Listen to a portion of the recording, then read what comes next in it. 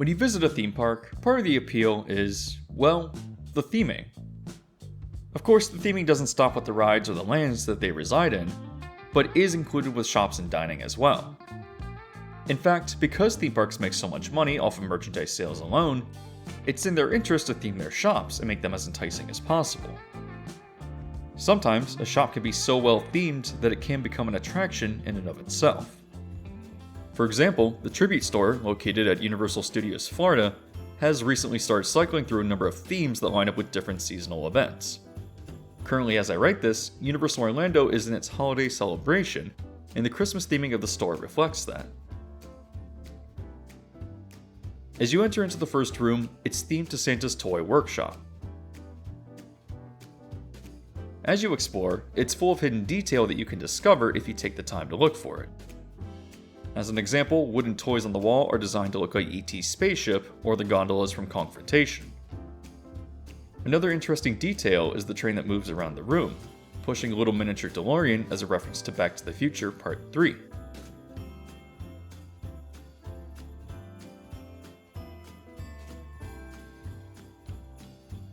The next room is themed to an emporium run by Earl the Squirrel.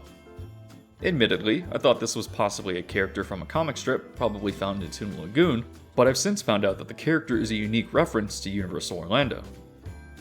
The story goes that one year, a team member who was hanging lights in one of the trees for the Christmas celebration was attacked by an angry squirrel who had made the tree their home. I guess that since then, Universal has been producing Earl the Squirrel merchandise based on this event, and the joke has continued to escalate. As you can see throughout this room, it's a kitschy tribute to Earl himself. Next, you can enter a room themed to the live-action version of The Grinch. Islands of Adventure offers Grinchmas as a seasonal show every November and December, and so I imagine that this room ties into that as well. Finally, the last room where the checkout counters are located is themed to the Yule Ball, a Christmas celebration in conjunction with the Triwizard Tournament found in Harry Potter and the Goblet of Fire. I think it's easy to see that the Tribute Store is worth walking through, just because its atmosphere and the set design is worth checking out. And you know what? Making your store an attraction in and of itself is a great way to sell merchandise. A few months ago, I released a video talking about the importance of themed retail and how Disney is moving away from it, which seems like an odd choice to me. But I used the Universal Tribute Store as a counterexample, and that's what I'm interested in exploring today. I think that going through the brief history of the Tribute Store would be interesting, taking lessons from what it does well. In addition, I believe that it could possibly be a trendsetter in inspiring future retail locations and in-park events, and I'm excited to speculate on that as well.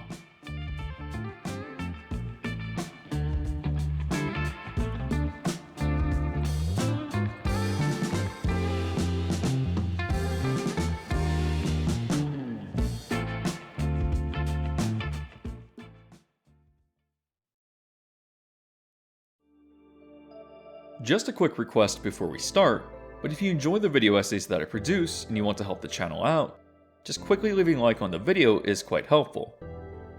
I also recommend hitting the subscribe button with bell notification if you haven't done so already either. The Universal Tribute Store actually started as the Halloween Horror Nights Tribute Store in 2015.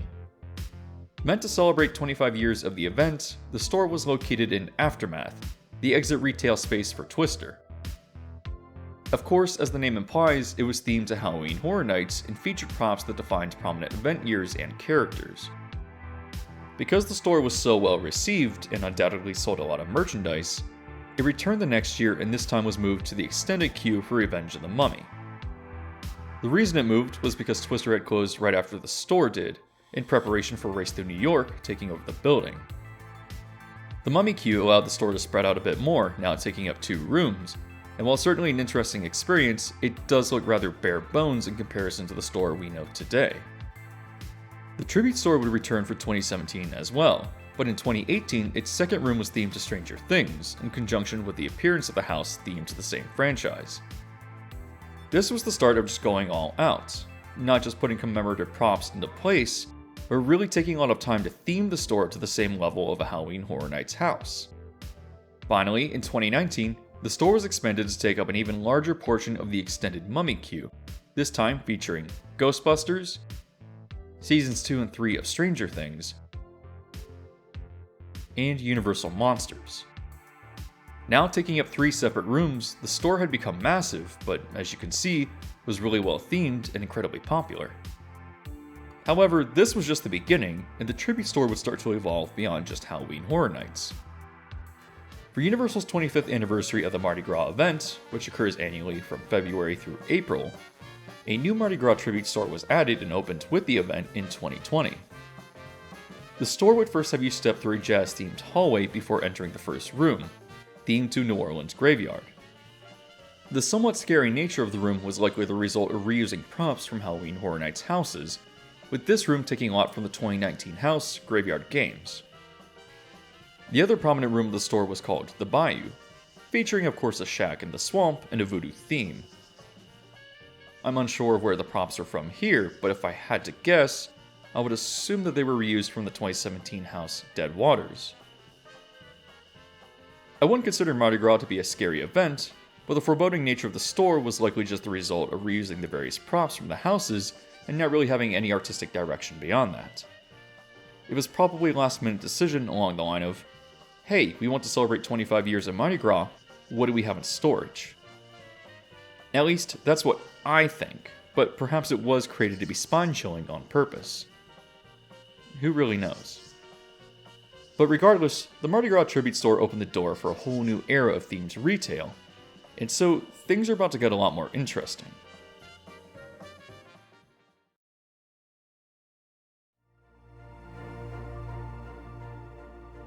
On March 15th, 2020, Universal closed its parks down in the wake of, well, an event that the YouTube algorithm doesn't like people to mention in their videos. The Mardi Gras tribute store never saw its full run and was only open a little over a month. However, the popularity of the store inevitably led to an expansion of the idea.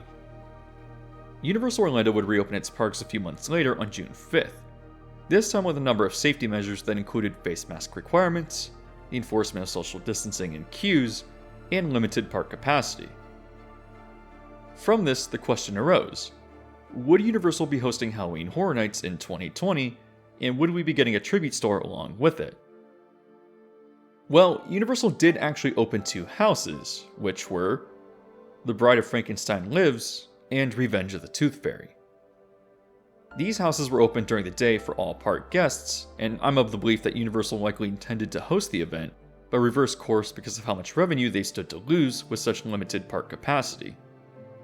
I believe that this is the case because the 2 houses returned this year for the event. It is also the case that the Beetlejuice house was open for just 1 weekend, rumored to be a contractual obligation with the use of the IP, and of course, it also returned for the event this year as well. Along with the daytime houses, Cafe La Bamba opened a bar in conjunction with a small Halloween-themed walkthrough exhibit. It was nothing large or special, but I do appreciate good theming and strong atmosphere when it's available. Even the voodoo figure from the Mardi Gras tribute store made a reappearance. But you know what? We did also get a tribute store for the daytime houses, this time really expanding through the Mummy queue and taking up 4 distinct rooms. This store has you first step into the lab of Frankenstein and ties directly into the house. In the Bride of Frankenstein film, the bride is created as a companion for the monster, but he does die at the end. The house is a sequel to the film, showcasing the grief of the bride as she attempts to reanimate him, which is also showcased in this particular room of the store.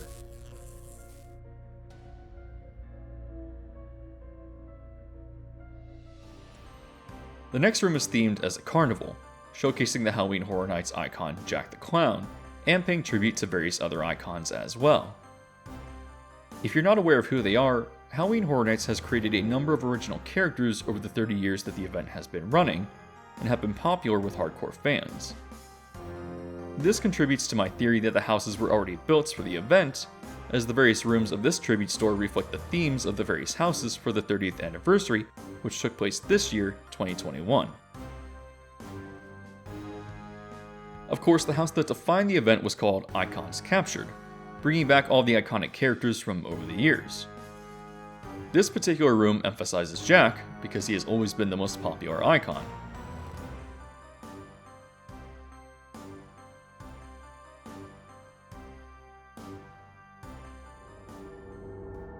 As you travel through the store, you'll go down a long hallway and enter what I call the bakery.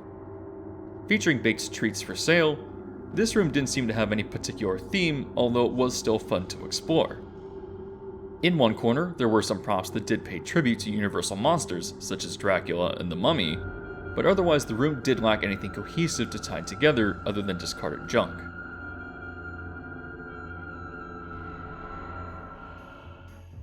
The final room, which included the checkout counters, was themed to Beetlejuice. Again, another indicator that the houses were likely pre-built and that the event was cancelled. The 2020 Halloween Horror Nights Tribute Store solidified the setup in its current form. You would first enter a lightly themed lobby area before traveling through two more themed rooms. At the halfway point, you would continue down a hallway, emerging into the third themed room and transitioning to the last, where the checkout counters would be located. You then exit down another hallway with space for just one last small scene, and in the case with this store, acted as an extension of the Beetlejuice theming by portraying the waiting room for the deceased.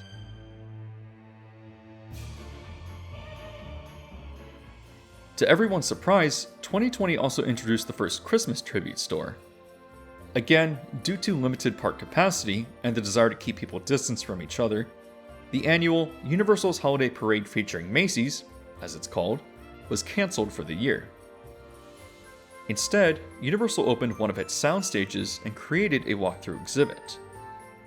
It featured many of the balloons that can be found in the parade, and offered a number of distance meet and greets with holiday-themed characters. I was under the assumption that the Holiday Tribute Store was created as an extension of this idea, offering a bit more to do with the holidays with the in-park events cancelled. With this store, the entryway is decorated with a generic Christmas theme. As you enter, the first room is themed to what I call the Christmas Market. Featuring, of course, a Christmas aesthetic, this is the first tribute store that seems to contain props that are not recycled directly from Halloween Horror Nights.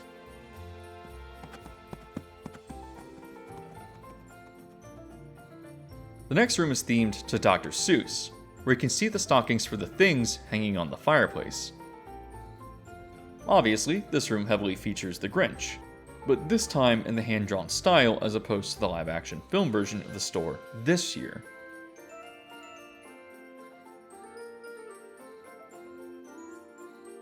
You exit down the hallway and travel into the third room, themed to a Harry Potter Christmas.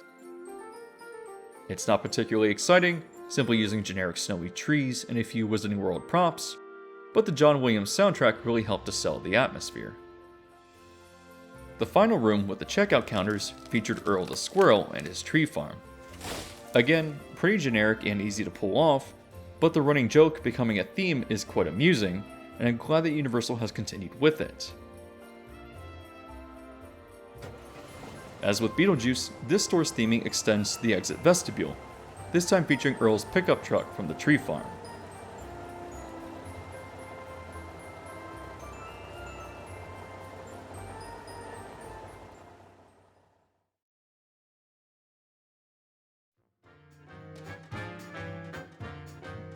With 2020 coming to a close, I was interested to see how the tribute stores would continue to evolve, and wondered whether Mardi Gras would get another one.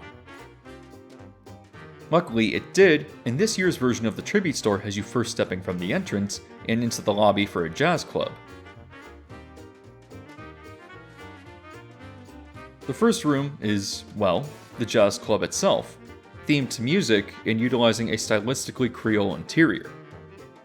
The use of purple and yellow acts to solidify the Mardi Gras theme in conjunction with jazz being played loudly over the speakers.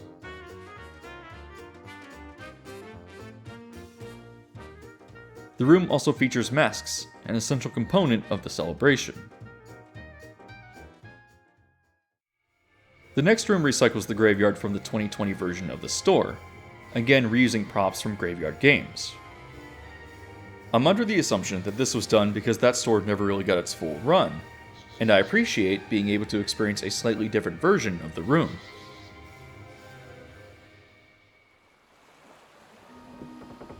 From here, you once again travel down the hallway and find yourself in what I describe as the pirate room.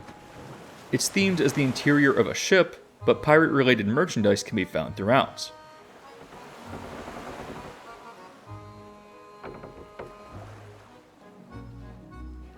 You then transition from here into what I describe as the shipwreck, having moved the baked goods into a midway before the checkout counters. I should also note that New Orleans is known for its food, and that is emphasized with the props and theming here.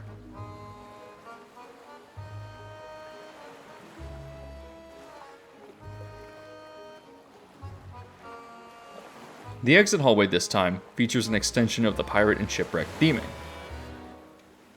It makes sense that the tribute stores would be themed to various holidays and celebrations, but the summer did bring another surprise.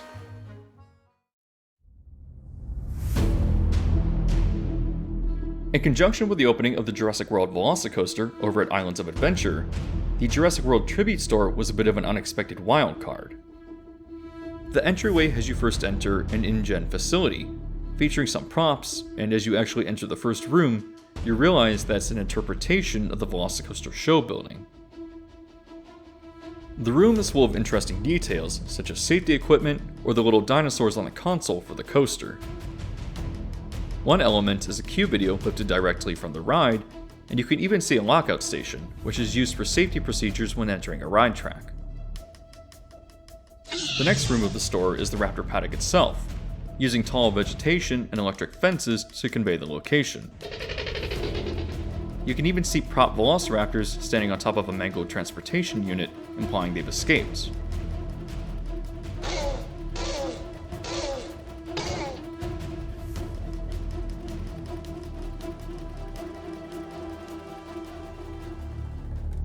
You once again travel down the hallway and into an abandoned rendition of the main Jurassic Park building. Under the overgrown vegetation, you can find hints of the original Jurassic Park in a set lifted directly from the first Jurassic World film. This room also features abandoned lab equipment for the breeding and care of young dinosaurs, but sitting in a dilapidated state.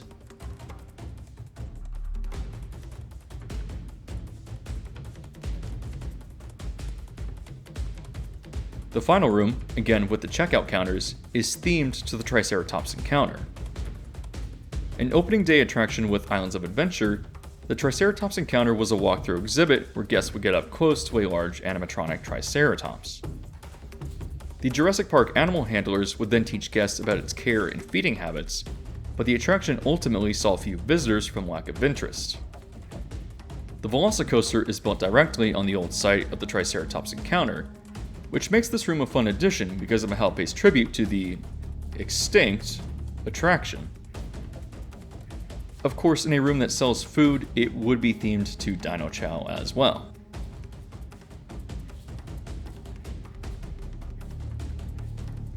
The exit hallway for the store features attraction posters of Jurassic World, and the exit scene is a statue of John Hammond.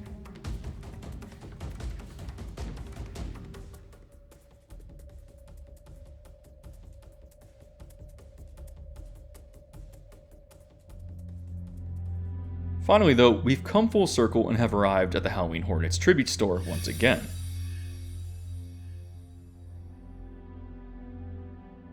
This facade first takes you into the entry hall, which is creepy but doesn't seem to be themed to anything in particular. The first room, which I call the organ room, also seems to lack a cohesive theme, at least to my observation. Scattered around are various props, many of which actually pay tribute to years past for the event, but I do suspect that a lot of props here are just simply for decoration. In the middle of the room stands a bear, and as far as I can tell, it isn't really related to anything. Perhaps I'm wrong on this, but even though I like the atmosphere, I believe that the theme of the room is just generic horror. However, as with the previous year, the next room is clearly dedicated to the icons of Halloween Horror Nights. Themed to a generic horror interior, the various icons are portrayed through various changing portraits and accompanied by their busts. Simple, but effective.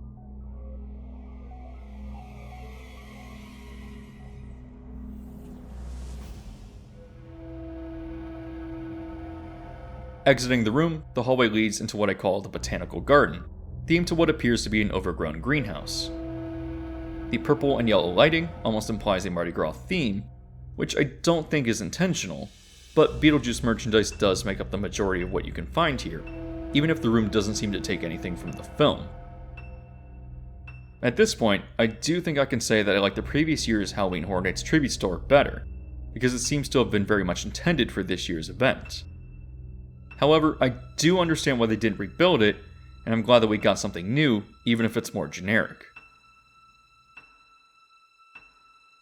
To finish out this store, the checkout area is themed to a barn.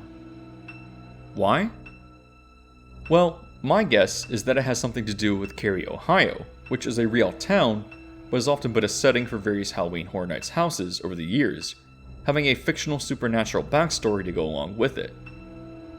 Perhaps this area is a direct allusion to a past house, but what tells me it's themed to Cary is the exit scene.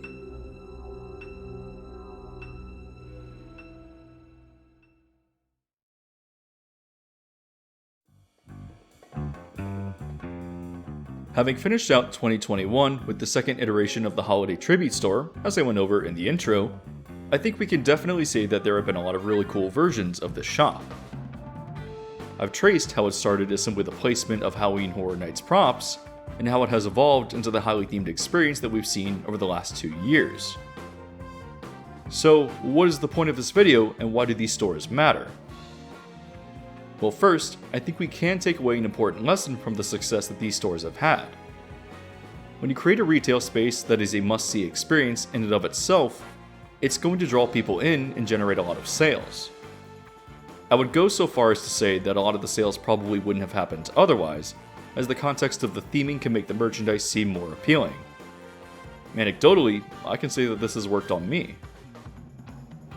I've highlighted this in another video, but I've previously made the point about how Epcot's new creation shop relies on being as generic as possible. The idea is to have minimal stimulation, focusing on putting the merchandise in front of the consumer in a way that makes it as visible as possible. I'm inherently skeptical that this is a long-term solution for sales growth, as the generic Disney lifestyle brands are completely unappealing to me. I anticipate that this market, which only seems to grow based on social media fads, is probably in danger of collapsing a few years down the line. That leaves the issue. What do we do with this unthemed retail space in a theme park? Another question that arises with the tribute store is this. Can you expand on this concept of heavy theming and see better sales because of it? I think that the Wizarding World, and especially Diagon Alley, serves as proof of this, in that the land itself acts as an immersive themed experience. I would never buy Harry Potter merchandise by itself, but the context of the Wizarding World and its themed atmospheric shops allows me to strongly consider it. This works the same way with some of the shops in Galaxy's Edge, drawing me in for the theming and possibly enticing me to purchase something I otherwise wouldn't have in the other generic shops around Hollywood studios. If the dense atmosphere and theming of the trivia store has led to financial success, will Universal expand on this with their future retail locations? Will retail spaces within Epic Universe become attractions themselves, provoking more sales than they would have otherwise? Regardless of whether the tribute stores have any industry-changing effects though, I do think that they are around to stay. However, one issue that they currently have is with location. Existing within the extended Mummy queue, they do take up quite a bit of space, and the ride suffers because of it. Queue space in the building is already limited as is, and so because the majority of the extended queue is taken up, Mummy is often either a mess of barricades and switchbacks out front, or goes virtual line on the busy days, making it a difficult attraction to experience. Universal announced that the Mummy would be going down for an extensive refurbishment in 2022, so perhaps there will be some queue modifications then, but I still think that the tribute stores should move.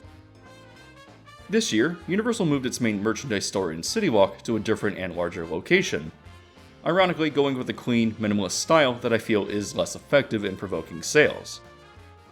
However, in the store's former location, the Universal Legacy store now exists, selling merchandise based on older and extinct attractions that defined the early days of the resort.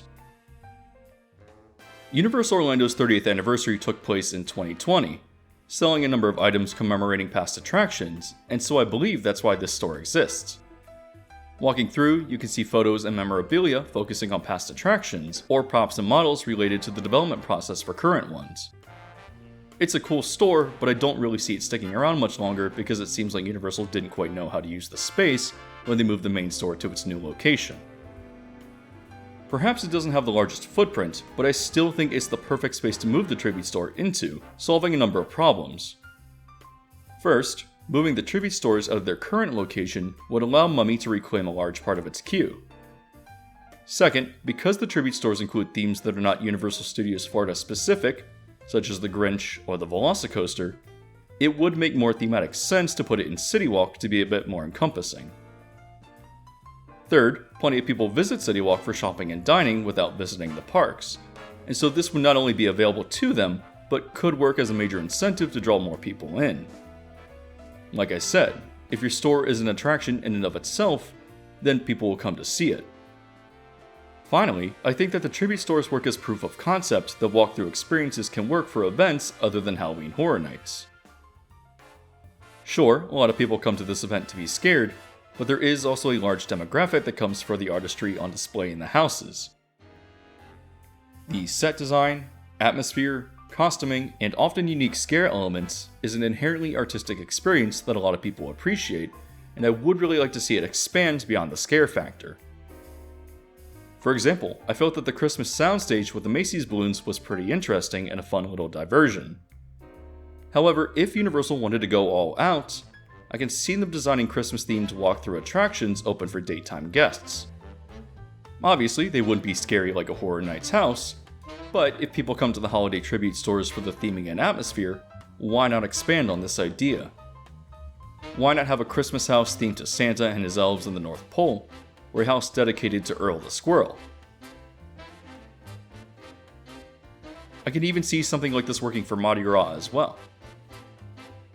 I like the tribute stores as they are, but I also see them as potential game changers for the theme park industry if we take the right lessons from them.